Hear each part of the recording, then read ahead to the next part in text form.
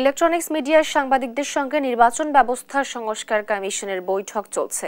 এ নিয়ে আরো জানাতে নির্বাচন কমিশন থেকে যুক্ত হচ্ছেন সহকর্মী জান্নাতুল মোহনা।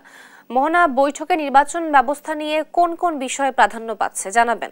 সকালেই নির্বাচন কমিশন ভবনে উপস্থিত হয়েছেন ইলেকট্রনিক মিডিয়ার জ্যেষ্ঠ সাংবাদিক এবং সম্পাদকবৃন্দ। বদিউল আলম মজুমদারের নেতৃত্বাধীন সংস্কার কমিশনের সঙ্গে বৈঠক চলছে বেলা 10:30 থেকে।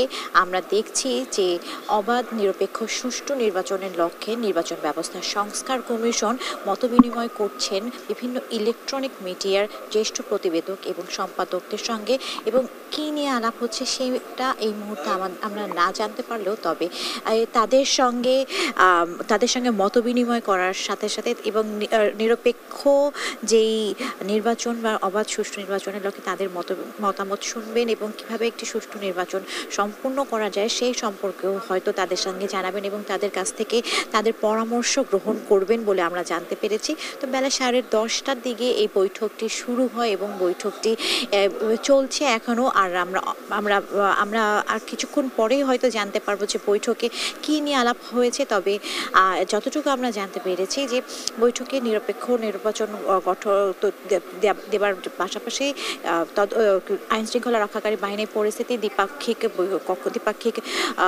সরকার গঠনের পরিকল্পনা সহ নানা আলোচনার মধ্য দিয়েও সর্বশেষে হয়তো তত্ত্বাবধায়ক সরকারকে মাথায় রেখেও এই কমিশন যারা আছেন তাদের সঙ্গে আলাপ আলোচনা করছেন। তো আর কিছুক্ষণের পরে অর্থাৎ বৈঠক শেষ হবার পরে আমরা জানতে পারবো কি পরামর্শ বা কি বিষয়ে তারা মত বিনিময় করেছে। তো এই ছিল নির্বাচন কমিশন ভবন থেকে আমার কাছে সর্বশেষ সংবাদ।